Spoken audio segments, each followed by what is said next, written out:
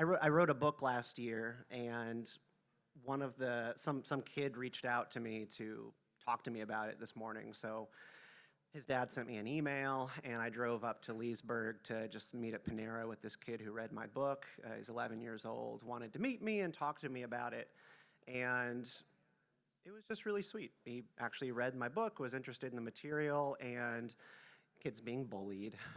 He gets bullied at school and all that stuff. He's a very special child, and he just is really struggling socially.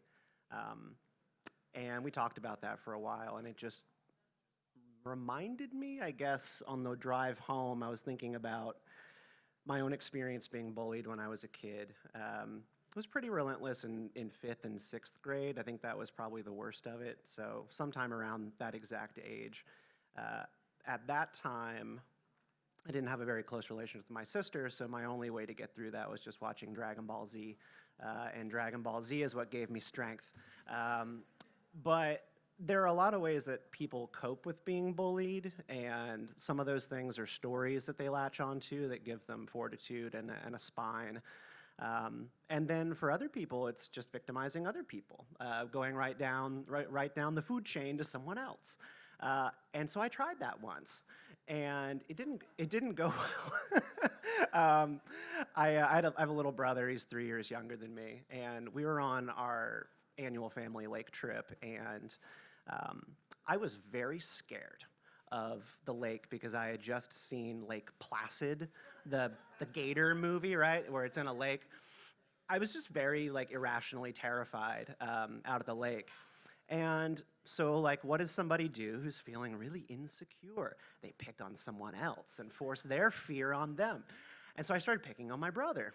And he was out on a tube in the water, and I started being like, there's gators in the water. How do you know? We just saw the movie. How do you know there's not a gator in the lake?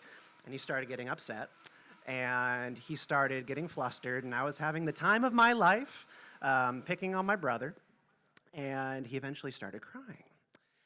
And he grabbed the rope, and he like pulled his tube closer to the dock.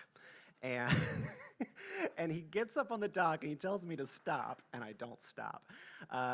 So I am like 12, 13, so he's like 9. And he clocks me in the mouth. It was great. No, I totally deserved it. He told me to stop. I didn't. He clocks me in the mouth. It was the first time we'd ever tussled. Like, we always would play fight, but it was our first fight. And I had always waited for this moment to fight my brother. And so he hits me first in the mouth, and he immediately draws blood and breaks my braces. And so I get my chance to swing back at him, and I step forward, and the dock is wet, and I just go shh, and just slip and fall on my face. And I just go down. And that was the end of my great experience heckling my younger brother and plucking down the food chain and being a bad person. I think I just learned a little bit about myself that day, and it's one of those things where I think back on and I really get what I was doing. I was having problems, and I tried taking it out on somebody else. People do that all the time.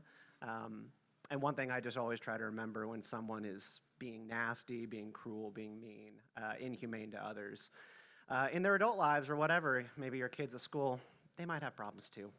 And it's really important to try to take that time to talk to people and get to understand them a little bit better and understand that everybody carries hurt and usually tries hurting other people at some point to make themselves feel better.